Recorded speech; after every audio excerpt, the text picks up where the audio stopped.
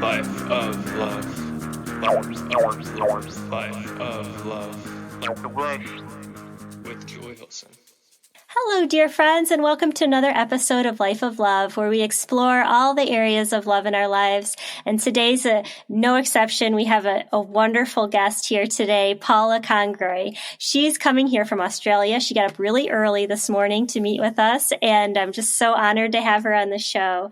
She's an expert in transformational rites of passage, and she facilitates women in their rites of passage and also children and their caretakers in the rite of passage from childhood to adolescence. It's just a beautiful space to hold with her. I'm really excited. She has a long history of living in a more conscious state. It's really excited to dive in with her. Thanks for being here, Paula. Oh, Julie, thank you so much for having me on your show. It's fantastic to be here today. I'm just so curious. You were in banking for 15 years, and just a quick snippet.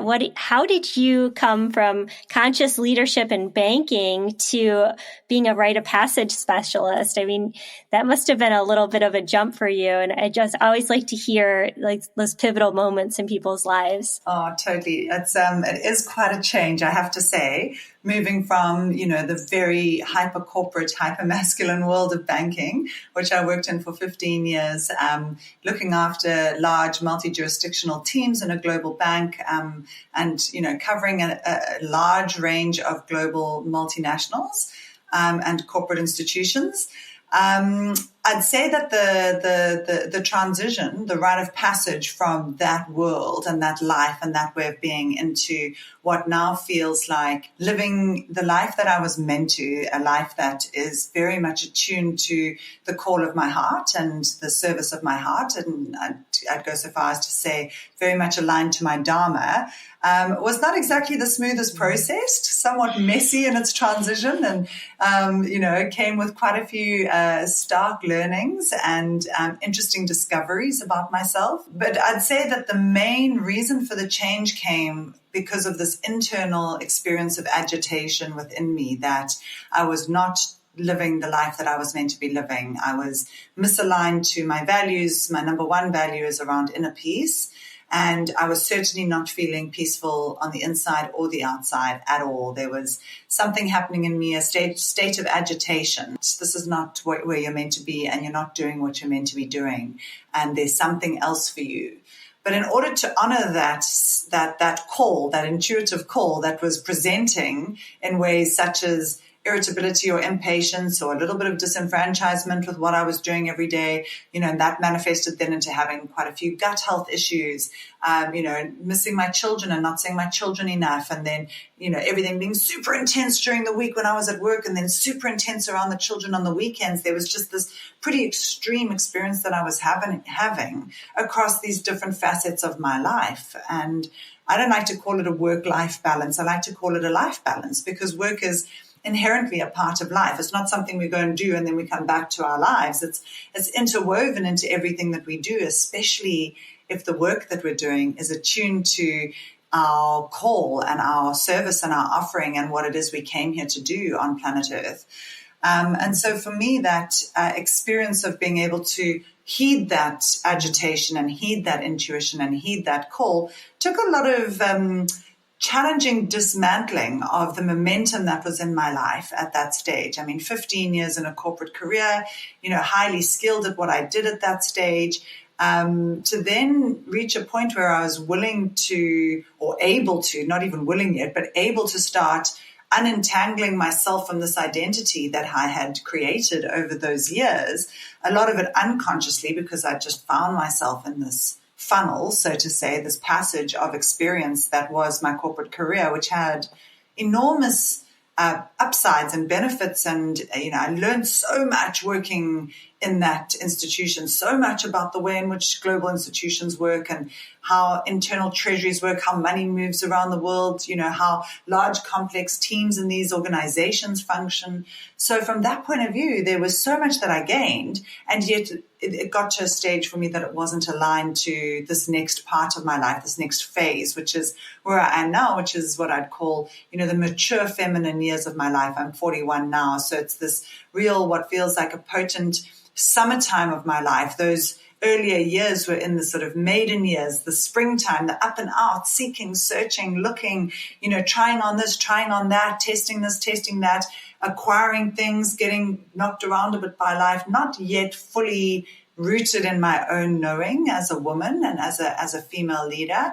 I didn't even know what the answer to that question was, by the way. When someone would say, what's a female leader? I'd be like, can't articulate that, I'm afraid. And that for me was concerning in itself, was not really being able to explain, am I just a female leader because I'm a woman? What is that answer to that question? And the fact that I couldn't answer that gave me pause for thought as well. Like I can't articulate what the value of having the diverse experience of man and woman and all in between at the table means. I don't know what that feels like and what that looks like. So, there were some big question marks, and I wasn't finding the answers in what I was doing. And I was experiencing now this sort of fall down on my health and on my family flow. And so dismantling that ego and being able to build the capacity and the ability to say, hey, this isn't right anymore, and this is going to require a big transition, and it means leaving behind what feels like this huge investment in this part of myself that does this thing. And the security, right? I mean, you had built this security. It was a legacy already, the way you describe it. I mean, you had gone up in the company, and it's international. It's a lot of connections. It had all those things that check off boxes, right? Yeah, totally. Exactly. And I mean, financial security as well. I mean, my husband's an entrepreneur, and he, in those early years when he started, our son's 9 now, he started 9 years ago, for the last 9 years, he's been finding his own way and finding his feet as an entrepreneur. So for me, I was the sort of steady income earner while he explored those different parts of himself. And, then it was like, wow, there's this risk now when I step away from the continuity of this consistent paycheck, and I can see, oh, wow, like still stuck in that system in that way. So how do I structure my life around, how do we structure our lives around giving me the opportunity to heed this call and to honor that and go through that rite of passage, that transition from one stage of life into the next. And when I did that 2.5 years ago, I can't say I did it particularly well. It came with quite a lot of experience for me that was, quite dramatic, and letting go of this old and kind of wanting to grab the new before I'd let go of the old fully. It was like, I don't want that vulnerability of not knowing what I'm stepping into. I don't want to feel those difficult feelings of this rite of passage that is like, let me make sure I've got the next thing lined up, and then I'm just going to quickly jump from that ship into the next ship, and everything's going to be perfect. And, it wasn't. I moved from one thing into the next, and I very quickly in the next thing, because I hadn't gone through the necessary part of that cycle that is the winter, the necessary stage of giving the autumn its full opportunity for all those leaves to fall to the ground, to compost and let it gestate for the winter, and go through that transition that required and was calling for spaciousness and rest, for all of that momentum to finally die down in order for the springtime of this next phase to come into its fullness in a really healthy way. And I didn't do that. So I went through one rite of passage trying to leave that career, jumping into the next job without going through that full gestation and that challenge of the in-between. And very quickly within the next job, I was like, oh, this isn't for me either. And then there was the internalization of that, the self-flagellation, the self-judgment, like, what am I going to do? Who am I? Where is this going? What am I supposed to do in the world? Please, someone help me, really kind of despairing in many ways. And that it was at that stage that I discovered the ancient wisdom that is inherent in rites of passage and rites of passage processes. It was like, I'm transitioning in my life and I'm not doing this very well. There's unhealthy implications of this transition, as well as the unhealthy way in which I was. And that's when I discovered rites of passage and started really looking into what do these transitions look like and how do we do them well. And it became very apparent that indigenous cultures around the world have been practicing rites of passage and, ceremony around transitions for hundreds of years, if not thousands of years, that there's this, wisdom, this inherent wisdom in these cultures of honoring and recognizing that every transition from one stage of life to the next is going to involve some kind of a challenge, and be that our transition into young adulthood, our transition out of university into our first job, transition into becoming a parent or getting married, and then ultimately the biggest transition of all, which is the rite of passage of our death and the deaths of those that we love around us. Mm-hmm. And that there is a possibility of being able to be more aware and, approach these rites of passage, these inevitable transitions with more grace and with more acceptance, when this framework of being able to understand how to transition with, there always is a challenge, there's always an ordeal, there's always something that's going to cause us to go into those difficult parts of our emotional spectrum, of our emotional human feeling being, grief, sadness, confusion, anxiety, depression, whatever sits in that unpreferable, and I do this because it is unpreferable to our culture, and yet it's very much a part of us as human beings, this unpreferable side of our feeling range, the spectrum of human emotions, what we call the dark feminine side of our feeling being. And we avert from that. And I certainly was averted from that. I wanted to jump from one to the next without needing to go into that winter, that dark feminine, that challenging emotional spectrum. So, it's been a huge challenge, and yet also within that has been the greatest blessing in all of it, because through that experience, the experience of those transitions, the experience of the challenge, the experience of the clinging to the old and the trying to jump into the new. It was in the experience of all of that, as difficult as it was, that the beautiful discoveries of how to do these transitions better, to do these transitions well, became available for me to embody. And so now there's this possibility of being able to hold that awareness and that knowledge and that wisdom in the processes that I facilitate for women and for parents and children or young adults going through these inevitable life transitions that happen to all of us at some stage or another. There's so much there. And I hear that you were driven by inner peace. And I think that in your physical symptoms, you were realizing that, hey, this isn't working, and you needed to change, but then you just jump to the next thing, which that's what, we just do. And I love how you sort of opened up your consciousness to say, there's a better way. And I think what you said is you learned about rites of passages from Indigenous people. Yes, I'm primarily from an extraordinary man called Dr. Arno Rubinstein, who's done very deep work with rites of passage for many years and written books and runs camps and that sort of thing. He personally has worked with a number of Indigenous people around the world. I've primarily worked with the Indigenous people of Australia, the Aboriginal people and the various mobs here. And still, to be honest, I just bow my head in humility there, because I feel like I'm an absolute beginner and novice when it comes to being highly skilled at facilitating deeply culturally sensitive rites of passage processes for other cultures, such as the Indigenous people, where there is a lot of trauma. So that's, for me, I'm like, I would love to say that I'm highly skilled at that, but I'm certainly not there yet. There's so much feeling and trauma and sensitivity around Indigenous cultures and how they have been impacted by colonization and westernization and globalization that, for me, I'm still such a novice. I'm still learning the very basics of the intimacy of being in those processes with Indigenous cultures. And, I'm studying it from the outside, and, in that journey with them, I feel like I'm, I am the fortunate, humble servant at this stage of that work. And, I'm looking forward to deepening my capacity to be in those processes with Indigenous cultures and do it really well, really attuned to the frequency that they're at. Yeah.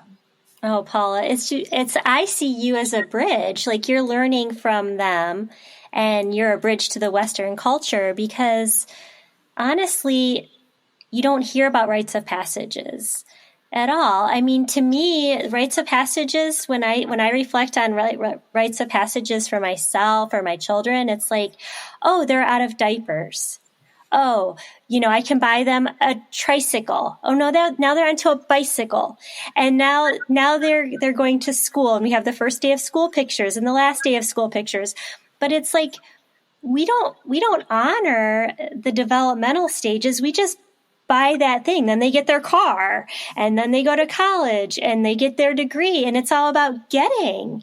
And to me, the beauty that you're bringing is this divine feminine, this receiving and the feeling of the emotions of, these things are happening. Something's dying. You're saying goodbye to like holding your child. You're saying goodbye to what your relationship used to be with your husband when you had little kids and you could both give them a bath together and your relationship changes, right? Like, cause all of a sudden, you're watching, making sure they're going where they say they're going to go on your phone. Like it's not tracking if their hair is clean enough. It's tracking if they, if they're hanging out with the right people and drinking, it's like, we are just so lacking that we need this bridge. And I just honor your space in this, that you're bringing this compassion to these things that are big. Like these are life transitions and they're huge, but we don't take space to mourn what we used to have and to honor the challenges that are ahead or even present. And it's taking a deep breath and just being, like I said, present. And so your work in even saying rites of passage, it's monumental. I'm sorry. It's a revolution in thinking. And I'm just so honored to share this idea with people because I know that it's new to me and I can't imagine it's not new to many of the listeners. So thank you. Yeah, beautiful, Julie. Thank you for that resonance that is clearly already within you, that it's just like, wow, it just sort of wakes up in that way that it's like, oh, fantastic. I know this on some level. I feel this on some level. It's so inherent within us. And it's sort of like we're just removing these veils to remember how to do these stages of life really well. And I think you've touched on something really important there. One of the most beautiful and also the most heart expanding, stretching, sort of challenging camps that I work on is the mother-son camp, which is, we do camps for what we call the young warriors. So we've got 8 to 11-year-old children who come with either boy or girl, father or mother. And that's sort of a light introduction to sitting in circle and community building and telling stories and listening to the elders and, connecting in a different way. The relating field changes. So it's a light introduction to the sort of precursors that underpin all rites of passage, which Indigenous communities have done for hundreds of years, which is this concept of tribe or community sitting in circle,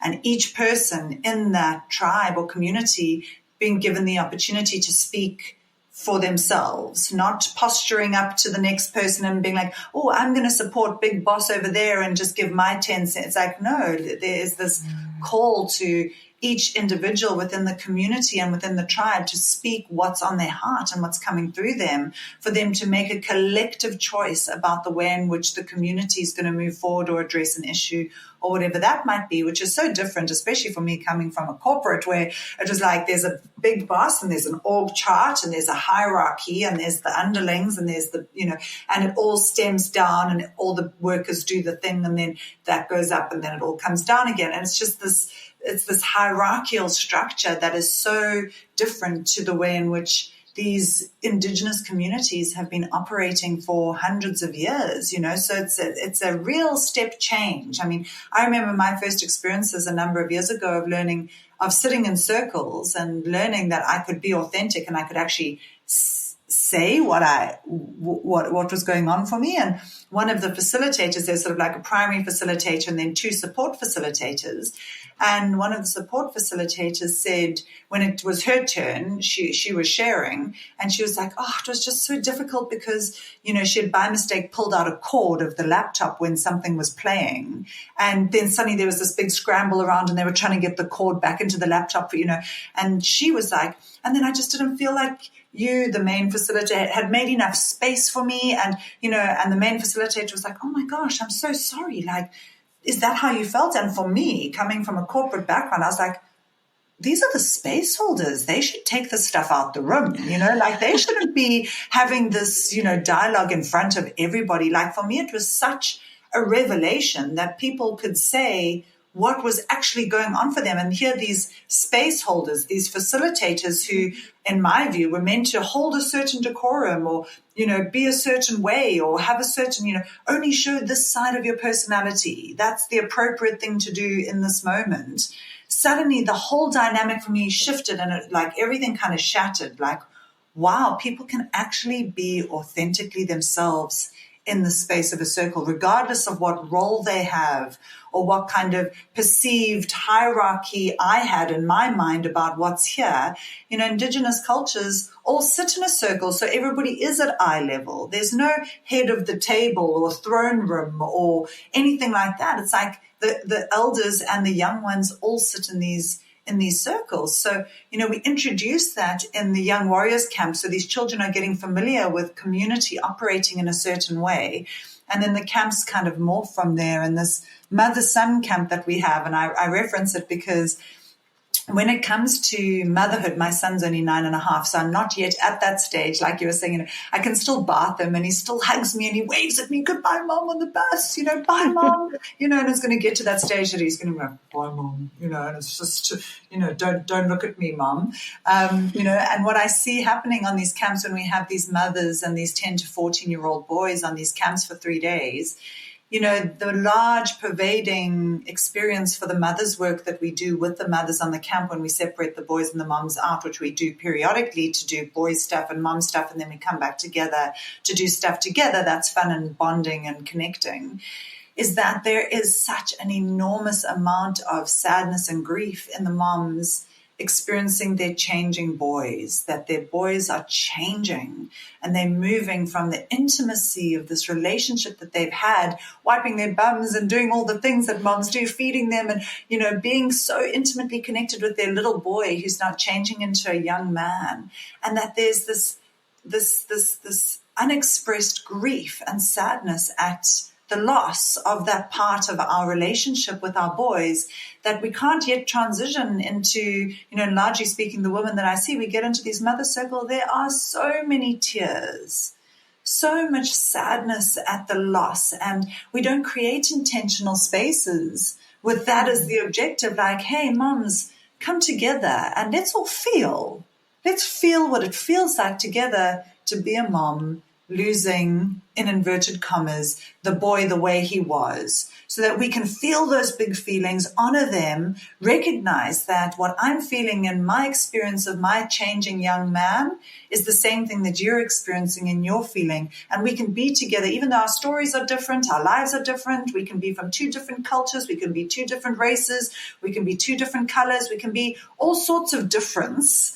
And yet in this experience of being a mother and a son, there is grief there in the change. And I can be in that grief, resonating with you in your grief, knowing that I'm actually not alone and that other people feel it's not so isolating anymore. And that my grief, once experienced in the space of a sacred circle, the safe space, for me to feel unsafe in these dark feminine qualities, this difficult side of the emotional spectrum that our culture doesn't support us to feel. I mean, as we well know, culture's like, oh, you're feeling a little bit nervous. Oh, you're suffering from anxiety. Here's a pill. Make sure you take this pill. Let's just pull it away, or, just keep busy. Don't feel. Just go and get busy. Go and do something else. Distract yourself from the feeling. And that's something that I always find so peculiar when, especially somebody, for example, that's experiencing grief, the loss of a loved one. And people are like, it's better if I keep busy. It's like, well, yes, it's keeping busy is preferable because then we're not being with the difficult feelings of deep grief, which are actually appropriate, actually being called for. We've been called to honor the appropriateness of feeling deep levels of grief at losing somebody that we love. It's appropriate to feel those things. And yet our culture's like, just keep busy, just make sure you're out there, or take this pill, or just do something to avoid going there. And so we have this behemoth of shadow that's accumulated in our culture as a result of all the experiences that we've collectively had, that we haven't necessarily digested to its fullness, that we've jumped from the autumn to the spring and not gone through the winter. So it's just got darker and darker. We fed the basement of our collective dragon, who's been feeding on all of these dark feelings that none of us have built our capacity to feel. And instead, and instead of feeling that loss of your baby and being okay to grieve that in a messy way, and it might depend, and we were talking about this before, like hormones and the cycle of being a woman and having the potential for life, and then everything that happens in our cycles, and knowing that things hit us differently at different times, and it's okay, and it's messy, and how we can honor that we loved being a mother so much that we're sad that they don't need us as much, or that we had a loved one that we're just upside down, that they're no longer available, and this plane that we can only connect to them in our thoughts and our hearts. And, so it's a part of living a life of love, is when you put yourself in this vulnerable place and you feel these intense loving feelings, then there's also the feelings of loss, and both are completely valid.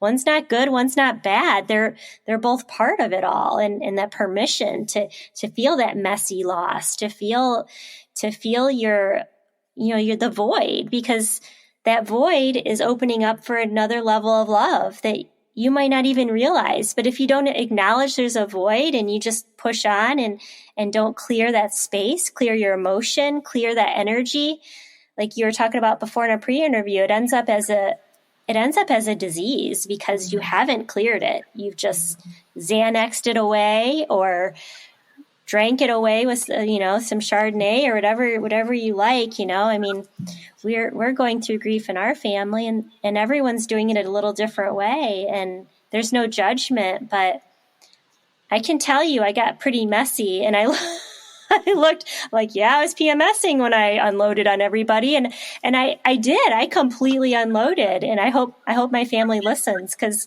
I went off the rails because nobody else would, and I'm processing everybody's emotion as the matriarch of my family. I mean, that's what I hold space for. You can be messy and let it go.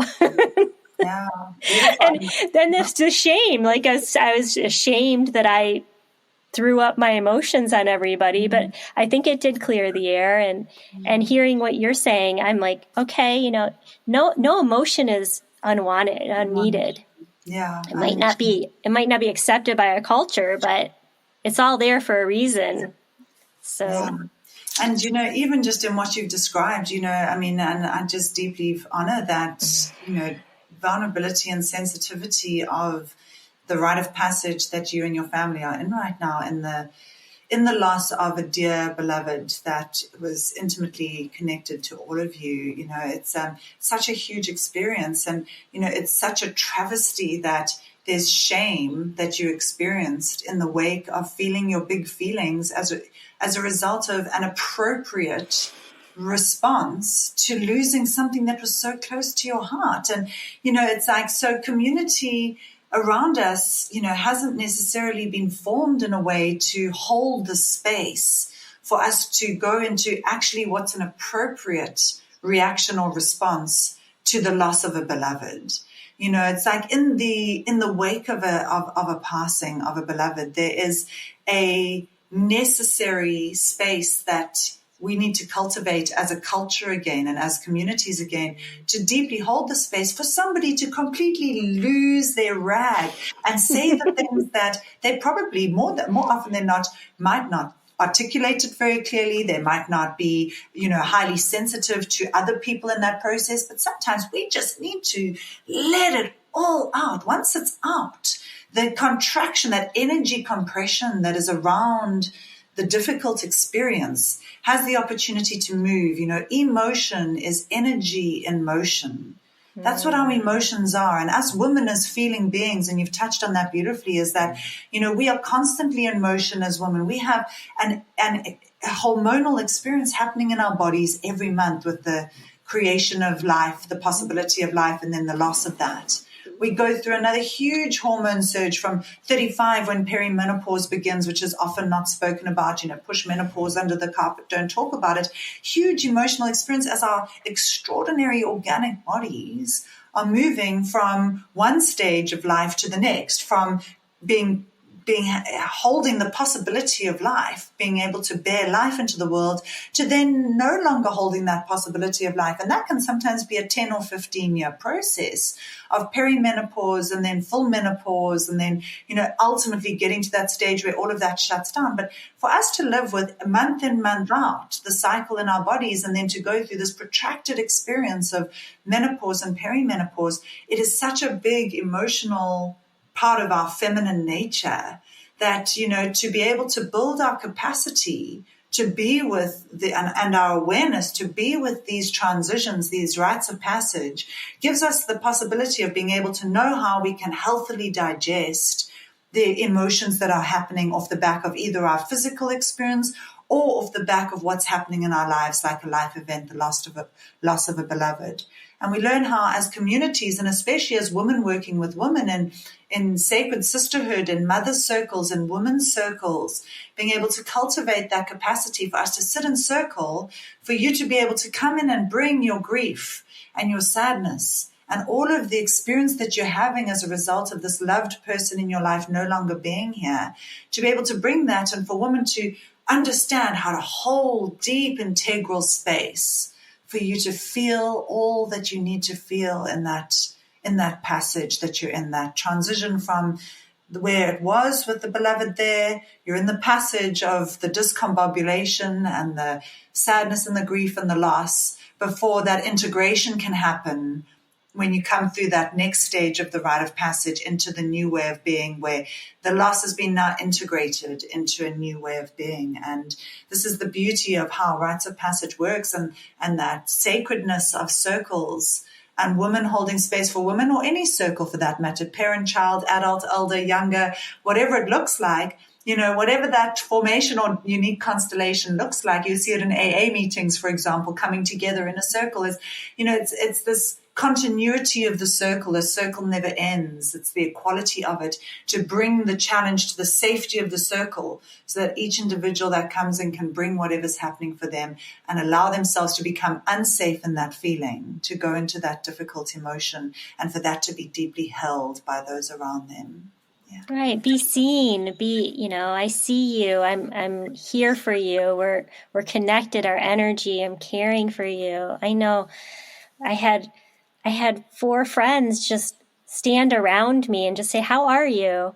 And it was so meaningful to me. And that sisterhood is, just something beyond. It's beyond what you could even try to create in an artificial way. I mean, you just can't. It's so palpable. And I share that vision with you, if, that we could have these sisterhood circles in our communities, have, sacred temple, not like a religious thing, just a place for beauty and for women to come and support the divine feminine, men to come and experience the divine feminine in a safe way, that, they can go to these intense emotions and they can let go, and it's accepted and safe to feel deeply, because that's the divine feminine is part of that. We love, and part of loving is going through pain, because that's just how it works. I mean, you can't hide from it. You can't medicate from it. Oh my goodness. You've opened up a whole beautiful container for somebody to know that everything's okay. Everything is valid. And I thank you for your help with this today.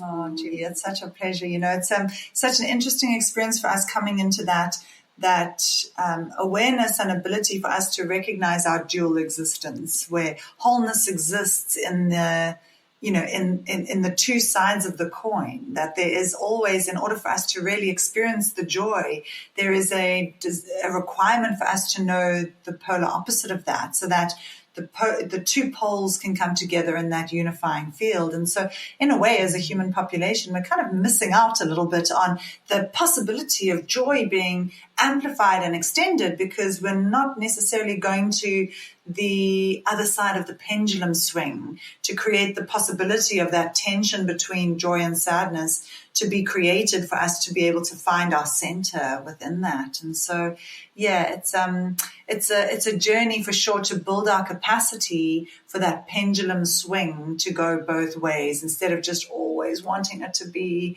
on that preferable side, And trust that you're strong enough and your kids are strong enough to feel grief. Everybody, you're strong. You can trust that everything is there for a reason. It doesn't need to be clouded or subsidized by something. It's there to be felt raw, and you can't, you believe that you're strong enough to go there and come back. And like you're telling me about how awful it was with the death of your cat and finding his body months later. And then you decided to learn about the death walk.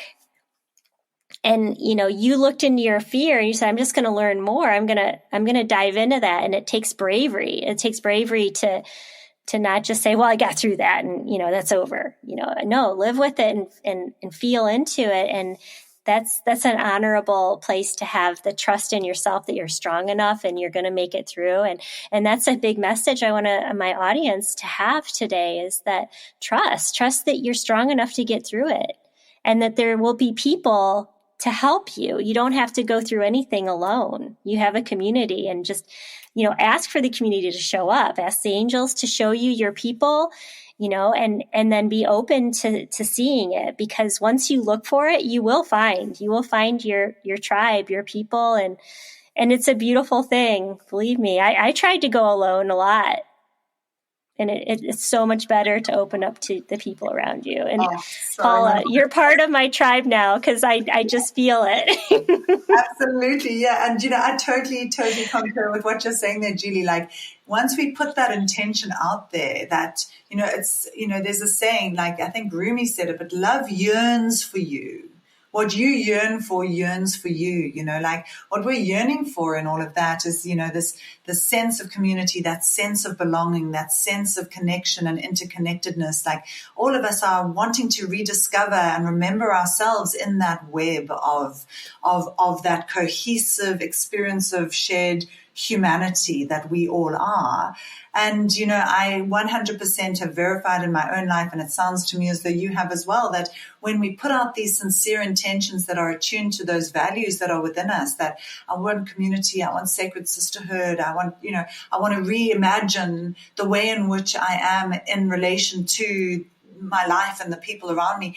Like, the universe has this uncanny way of bending to deliver the person, the course, the circle, the whatever happens. Like, suddenly, and for us, it's about peeling back those layers that are holding us back from being able to recognize the gift that is being delivered to us by the universe, by the oneness consciousness, whatever word we like to use. Everybody's got a different word for the mystery of life.